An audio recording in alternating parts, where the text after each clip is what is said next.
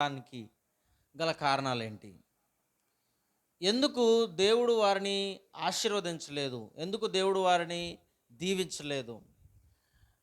ఇంకొక మాటలో చెప్పాలి అంటే వాళ్ళు దేవుని మాట ఎందుకు వినడం లేదు?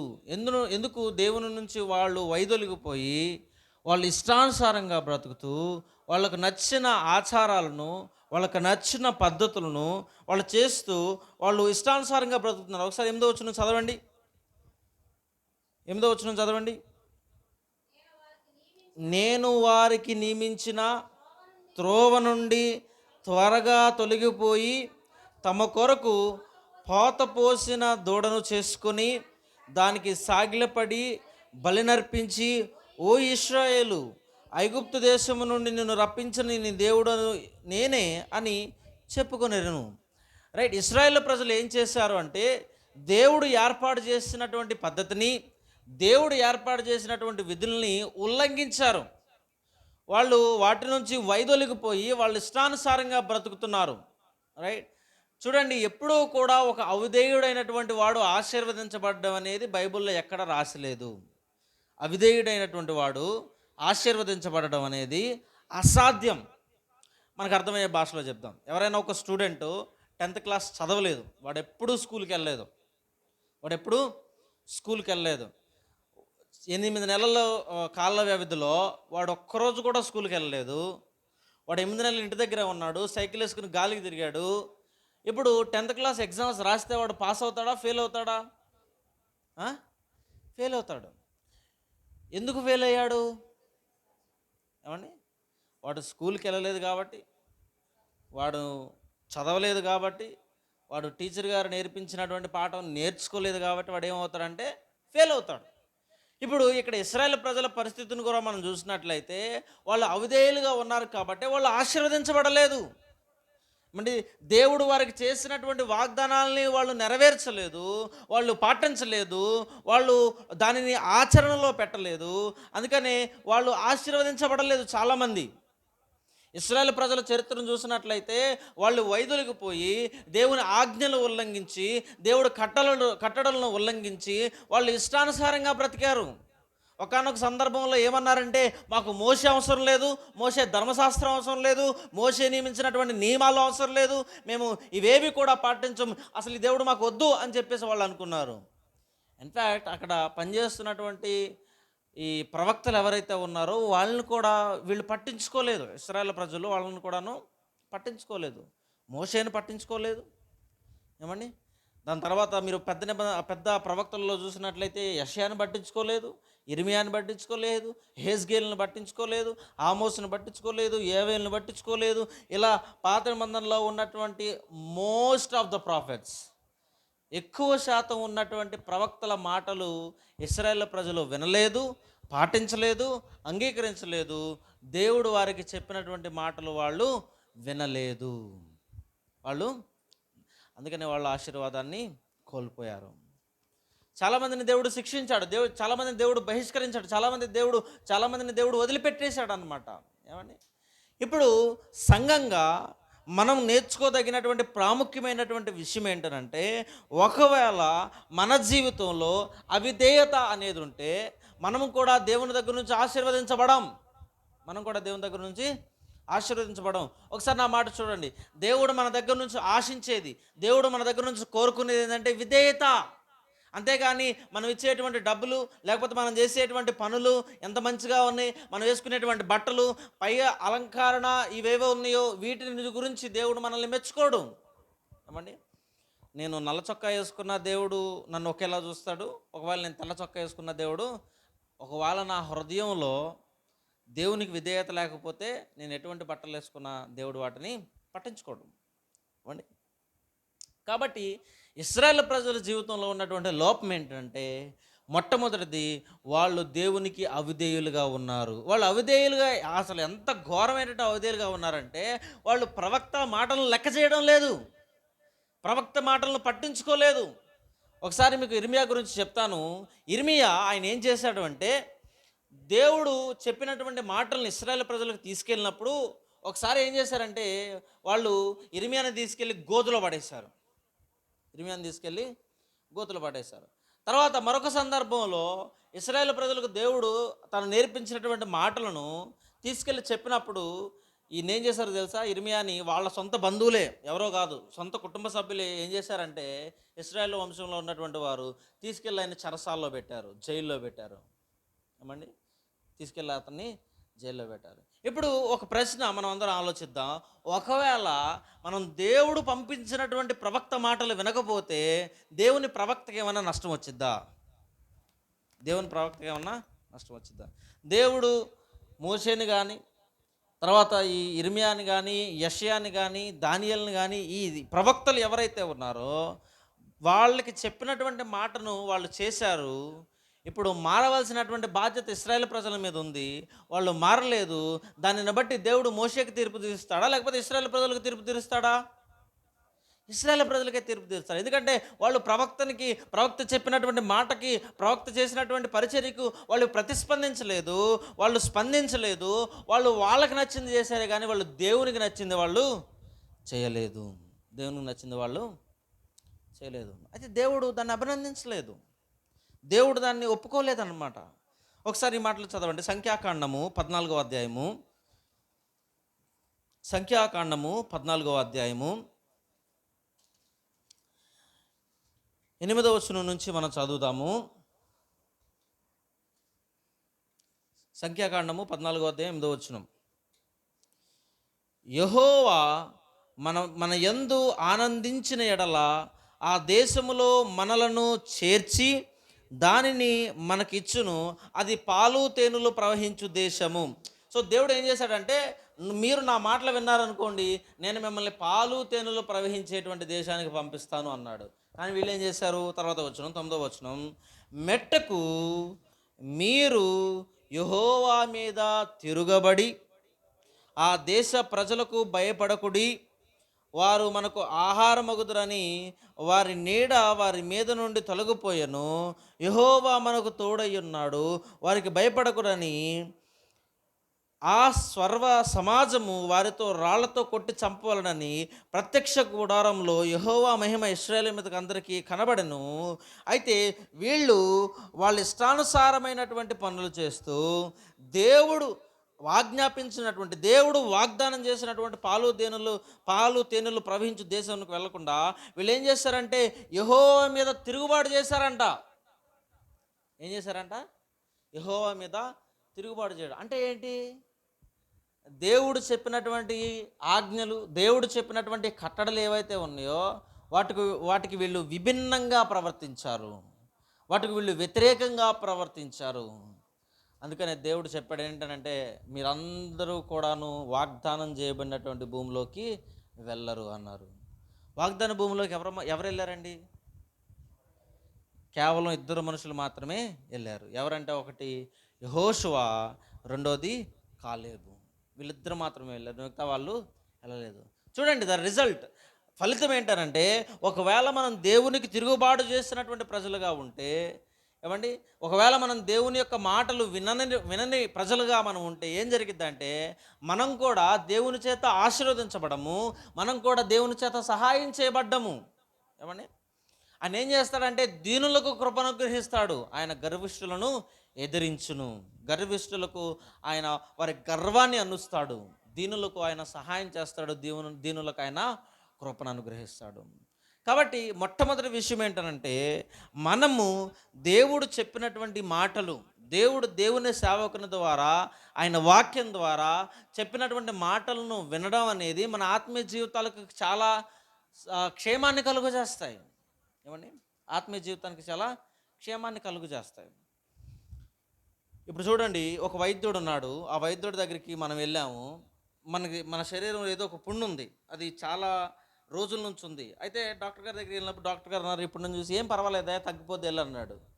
అది నెలైనా తగ్గలేదు, 3 నెలలైనా తగ్గలేదు, 6 నెలలైనా తగ్గలేదు. మరలా ఆ డాక్టర్ దగ్గరికి వెళ్తామండి, వెళ్తాం ఆ డాక్టర్ దగ్గరికి వెళ్ళాం. ఏం చేస్తాం? వేరే డాక్టర్ దగ్గరికి వెళ్ళి ఈ పుండుకి సరి అయిన వైద్యం ఎక్కడ అందిద్దో అక్కడికి వెళ్ళి మంచిగా వైద్యం చేయించుకుంటాము. ఆ వైద్యానికి సరిపడా మందు ఎవరిస్తారో వాళ్ళ దగ్గరికి వెళ్తాము. ఏమండి, ఇశ్రాయేల్ ప్రజలు కూడా ఏం చేశారంటే ఒకానొక సందర్భంలో వీళ్ళు దేవుని మాటలు దేవుని మాటలకు వీళ్ళు విధేయులు కాక వీళ్ళు ఏం చేశారంటే వాళ్ళ సొంత మార్గాల వైపుకు వాళ్ళు తిరిగారు. వాళ్ళకి నచ్చినటువంటి మార్గాల వైపుకు వాళ్ళు తిరిగి వాళ్ళు ఇష్టానుసారంగా ఉన్నారు, ఇష్టానుసారంగా జీవించారు. అందుకనే దేవుడు వారిని ఒప్పుకోలేదు, దేవుడు వారిని అంగీకరించలేదు, దేవుడు వారికి తీర్పు తీర్చాడనమాట. సో మొదటి విషయం మనం ఇక్కడ ఏం నేర్చుకుంటున్నామంటే, ఎవరైతే దేవునికి అవిధేయులుగా ఉన్నారో వాళ్ళు దేవుని దగ్గర నుంచి ఆశీర్వాదం పొందుకోలేదు. మీరు మోషేని చూడండి, అబ్రహామును చూడండి, దావీదును చూడండి, ఎవరైతే దేవుని మాటలు ఏదో ఒక సందర్భంలో ఉల్లంఘించారో వారిని కూడా దేవుడు వదిలిపెట్టలేదు. దేవుడు వారిని వదిలిపెట్టలేదు. తర్వాత రెండో విషయము నేను గమనించింది ఏంటంటే, ఇశ్రాయేల్ ప్రజల్లో వీళ్ళకి లేనిది ఏంటంటే దేవుని భయం లేదు. వీళ్ళకి లేనిది ఏంటంటే దేవుని భయం అనేది వీళ్ళ జీవితంలో లేదు. అందుకని వాళ్ళు ఏం చేస్తున్నారంటే వాళ్ళు ఇష్టానుసారంగా బ్రతుకుతున్నారు. వాళ్ళ హృదయంలో దేవుని భయాన్ని కోల్పోయారు. వాళ్ళు దేవుడు అంటే భయపడి దేవుడికి విధేయులుగా ఉండడం మానేసి వాళ్ళు ఏం చేస్తున్నారంటే లెక్కలేని జీవితాలు జీవిస్తున్నారు. ఏంటంటే లెక్కలేని జీవితాలు జీవిస్తున్నారు. అందుకు దేవుడు ఏం చేశాడంటే, మీకు ప్రాముఖ్యంగా మీరు నాకు భయపడడం కావాలి, మీరు భయపడేటువంటి జీవితాలు కలిగి ఉండాలి. భయపడడం అంటే ఏంటి? భయపడడం అంటే ఏంటి? భయపడడం అంటే ఏంటనంటే మనము దేవుణ్ణి హృదయపూర్వకంగా గౌరవిస్తూ విధేయులై ఉండడము. హృదయపూర్వకంగా గౌరవిస్తూ విధేయులమై ఉండడము. ఇప్పుడు ఇశ్రాయేల్ ప్రజల్లో ఉన్నటువంటి లోపం ఏంటంటే, ఒకటి వాళ్ళు దేవునికి విధేయులుగా లేరు, రెండు వాళ్ళు దేవుణ్ణి గౌరవించడం లేదు, మూడు దేవునికి వాళ్ళు విధేయులుగా లేకుండా వాళ్ళ ఇష్టానుసారంగా బ్రతుకుతూ దేవుని యొక్క మాటలు ఉల్లంఘిస్తూ దేవుని భయాన్ని కోల్పోయి దేవుని మార్గాల్లోంచి తొలగిపోయినటువంటి వారుగా ఉన్నారు వాళ్ళు. ఏమండి? అందుకు దేవుడు ఏం చెప్పాడో తెలుసా? మీకు ప్రాముఖ్యంగా దేవుని భయం అనేది కావాలి. మొదటిగా దేవుని యొక్క భయము, దేవుని యొక్క ఆజ్ఞలను పాటించడం కావాలి. మూడవదిగా దేవుడు ఏర్పాటు చేసినటువంటి సేవకుల యొక్క భయం, దేవుడు వాక్యం ద్వారా ప్రకటించినటువంటి విషయాలు వెంబడించడం, పాటించడం, అవి మా జీవితాలకు క్షేమం అని చెప్పాడు. తర్వాత అత్యంత ప్రాముఖ్యంగా దేవుడు వారికి ఆజ్ఞాపించినటువంటి ఆజ్ఞలను వాళ్ళు చేయలేదు. వాళ్ళు ఏం చేశారంటే, దేవుడు చెప్పాడు ఏంటంటే, మీకు కలిగిన దాంట్లో అన్నిట్లో కూడా మీరు ప్రథమ ఫలం తీసుకొచ్చి మీరు పండగ చేయాలన్నాడు. కానీ వీళ్ళు ఏం చేశారు? ఒక పోతబోయబడినటువంటి దూడను చేసుకుని దాని ముందు తాగుతూ, దాని ముందు తింటూ, దాని ముందు ఇష్టానుసారమైనటువంటి పనులు చేస్తూ దేవుని యొక్క మాటలను వాళ్ళు ధిక్కరించారు. దేవుని యొక్క మాటలను వాళ్ళు ధిక్కరించారు. అంటే ఒకవేళ దేవునికి మనం అవిధేయులుగా ఉంటే మన జీవితంలో మనం కోల్పోయేది ఏంటనంటే దేవుడిచ్చేటువంటి ఆశీర్వాదాలు కోల్పోతాం. ఏమండి? నేను అందుకని మా సంఘంలో కూడా చాలాసార్లు చెప్తా ఉంటాను ఏంటంటే, ఒకవేళ మనము అవిధేయులుగా ఉండి దేవుని దగ్గర నుంచి ఆశీర్వాదాలు కోరుకుంటున్నామంటే అది ఒక మూర్ఖమైనటువంటి ఆలోచన. ఏమండి? మీరు నేను మనమందరము ఒకవేళ దేవునికి అవిధేయులుగా ఉండి, ప్రభువా నాకు అది కావాలి, ప్రభువా నాకు అది కావాలి, నాకు ఇది చెయ్యి, నాకు అది కావాలని మనం అడిగినప్పుడు దేవుడు దాన్ని అంగీకరించడు. ఎందుకంటే మొట్టమొదటి స్థానంలో నువ్వు నా మాటకు లెక్క చేయడం లేదు, నువ్వు నా మాటకు విలువనివ్వడం లేదు. నేను ఎందుకు నీకు ప్రతిస్పందించాలి? నేను ఎందుకు నీకు సహాయం చేయాలి? నేను ఎందుకు నీ జీవితంలో కార్యం జరిగించాలి? నేను చెప్పిన మాట వింటలేదు కదా. ఏమండి? నేను చెప్పినటువంటి మాటను వింటలేదు కదా. సో అందుకని ఇశ్రాయేలు చరిత్రలో వాళ్ళు చాలా రకాలైనటువంటి చెడు పాపాలను చేసి వాళ్ళు సనుక్కుంటూ గొనుక్కుంటూ వాళ్ళకి నచ్చక వాళ్ళు అనేక సార్లు వాళ్ళ సొంత అభిప్రాయాలు కలిగి వాళ్ళు ఇష్టానుసారంగా బ్రతికారు. దేవుడు వారిని వదిలిపెట్టలేదు. దేవుడు వారికి తీర్పును తీర్చాడు. అంటే ఒకవేళ మనం దేవుని గౌరవించకపోతే, ఒకవేళ మనం దేవుని మాటలకు విధేయులుగా కాకపోతే, ఒకవేళ మనం దేవుడు చెప్పినటువంటి పనిని చేయకపోతే, దేవుడు ఆజ్ఞాపించినటువంటి కట్టడలను గైకొనకపోతే, దేవుడు ఏర్పాటు చేసినటువంటి సేవకుల మాటలు మనం వినకపోతే ఏం జరిగిద్దంటే మనం కూడా దేవుడిచ్చేటువంటి ఆశీర్వాదాలను కోల్పోతాం. ఏమండి? ఇప్పుడు ఇట్లా నేను అనొచ్చు ఏమనంటే, నేను బైబిల్ కాలేజీలో టీచర్ని, నేను దేవుని మాట లెక్క చేయను అన్నాను అనుకోండి, దేవుడు ఏమంటాడు తెలుసా? నువ్వు ఎవ్వరమైనా సరే నువ్వు మొదటి స్థానంలో నా మాట వినాలి. ఒకవేళ నా మాట వినకపోతే నేను నిన్ను పట్టించుకోను. ఆయన కృప చూపిస్తాడు, ఆయన సహాయం చేస్తాడు, ఇవన్నీ ఓకే. కానీ ఆయన మన దగ్గర నుంచి కోరుకునేది ఏంటంటే మనం ఆయనకి విధేయులమై ఉండటము అది చాలా ప్రాముఖ్యమైనదండి. ఇన్ఫ్యాక్ట్ ఒక మాటలో చెప్పాలి అంటే ఈ రోజున చాలామంది కుటుంబాలు ఆశీర్వదించబడకపోవడానికి, చాలామంది కుటుంబాలు వెనుకబడి ఉండడానికి, చాలామంది జీవితాల్లో దేవుని కార్యాలు జరగకపోవడానికి గల కారణం ఏంటంటే వాళ్ళ జీవితాల్లో, వాళ్ళ కుటుంబాల్లో వారు దేవునికి అవిధేయులుగా ఉన్నారు కాబట్టి, వారు దేవునికి దగ్గరగా లేరు కాబట్టి, వాళ్ళు దేవునికి దూరంగా జీవించారు కాబట్టి వాళ్ళు దేవుని దగ్గర నుంచి మేలులు పొందుకోలేకపోతున్నారు. దేవుని దగ్గర నుంచి మేలులు పొందుకోలేకపోతున్నారు. ఏమండి? తర్వాత రెండవ విషయం ఏంటనంటే మనం ఇక్కడ వాక్యంలో చూద్దాము. మనం చదువుకున్నటువంటి లేఖన భాగం నిర్గమాకాండము 32వ అధ్యాయము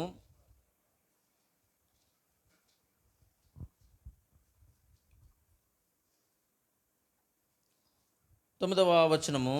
వాళ్ళు ఏం చేశారంట, మరియు యెహోవా ఇట్లనెను, నేను ప్రజలను చూచి ఉన్నాను, ఇదిగో వారు లోబడనొల్లని ప్రజలుగా ఉన్నారు. అంటే దాని అర్థం ఏంటంటే వాళ్ళు దేవునికి భయపడడం మాత్రమే కాదు కానీ, వాళ్ళు దేవునికి అవిధేయులుగా ఉండడం మాత్రమే కాదు కానీ, వాళ్ళు ఏ మాత్రము కూడాను దేవుని లెక్క చేసేటువంటి వారుగా లేరు. వాళ్ళు కంప్లీట్ డిసొబీడియన్స్లో బ్రతుకుతున్నారు. వాళ్ళు పరిపూర్ణమైనటువంటి అవిధేయతలో వాళ్ళు జీవిస్తున్నారు. చాలా ఏమండి దేవునికి దూరంగా జీవిస్తున్నటువంటి బ్రతుకు, దేవునికి చాలా దూరంగా బ్రతుకుతున్నటువంటి బ్రతుకును వాళ్ళు బ్రతుకుతున్నారు. దేవుడు ఏర్పాటు చేసినటువంటి నియమాలను ఏమండి, అందుకనే దేవుడు మందిరాన్ని ఏర్పాటు చేసినప్పుడు, మందిరంలో కొన్ని పనులను, కొన్ని బాధ్యతలను ఏర్పాటు చేసినప్పుడు దేవుడు చెప్పాడు, మీరు ఎలా చేయాలి, ఇలా ఉండాలి, ఇది తీసుకురావాలి, ఇది ఇలా చేయాలి, ఇది ఇలా చేయాలి, ఇది ఇలా చేయాలని చెప్పేసి ఆయన చెప్పినప్పుడు దానిని పాటించిన వాళ్ళు ఎవరైతే ఉన్నారో వారిని దేవుడు శిక్షించాడు, దేవుడు వారిని ఖండించాడు, దేవుడు వారిని ఖండించాడు. కాబట్టి మనము మన జీవితంలో అత్యంత ప్రాముఖ్యంగా దేవునికి గౌరవం ఇవ్వడం, దేవుని వాక్యానికి గౌరవం ఇవ్వడం, దేవుని యొక్క సేవకులు చేసేటువంటి పరిచర్యకు ఏమండి మనం గౌరవించి, దేవుణ్ణి గౌరవించి ఏమండి మనము జీవించడం అనేది చాలా ప్రాముఖ్యమైనటువంటి విషయం, చాలా ప్రాముఖ్యమైనటువంటి విషయం. ఒకవేళ అది మనం చేయకపోతే దేవుని యొక్క చిత్తాన్ని మనం నెరవేర్చేవారిగా లేము, దేవుని యొక్క ప్రణాళికను మనం నెరవేర్చేవారిగా లేము. అంత మాత్రమే కాదు, దేవుడు మనల్ని దీవించడానికి కానీ ఆశీర్వదించడానికి కానీ ఏ ఆస్కారము లేదు, ఏ ఆస్కారం కూడా లేదు. కాబట్టి మనం ఎంత వాక్యం చదివాము, ఎన్నిసార్లు ప్రార్థనకు వచ్చాము, ఈ ప్రార్థనలు చేశాము, ఎంత పాటలు పాడాము అనేది కాదు, కానీ ప్రాముఖ్యంగా మనము దేవునికి, దేవుని మాటలకు ఎంత విధేయులుగా ఉన్నాము, దేవుడు ఆజ్ఞాపించినటువంటి ఆజ్ఞలను మనం ఎంతవరకు గాయకుంటున్నాము. ఈరోజున నేను మరలా చెప్తున్నాను, అభివృద్ధిలోకి ఎందుకు రావడం లేదు, దేవుడు ఎందుకని వారిని ఆశీర్వదించట్లేదు అంటే వాళ్ళు దేవుని సేవకుల మాటలు వింటలేదు, దేవుడు వాక్యం ద్వారా చెప్పినటువంటి మాటలు వాళ్ళు పట్టించుకోవడం లేదు ఏమండి, అందుకని వాళ్ళు అభివృద్ధిలోకి రావడం లేదు ఏమండి. చాలామందికి చాలా నిర్లక్ష్య స్వభావం, చాలా చులకన అన్నమాట. ఏంటనంటే పర్వాలేదులే అనేటువంటి ఒక విరుద్ధమైనటువంటి, వ్యతిరేకమైనటువంటి ఆలోచనలు చాలామంది కలిగి ఉంటున్నారు. అది ఆశీర్వాదకరం కాదు, అది ఆశీర్వాదకరమైనటువంటి జీవితం కాదు.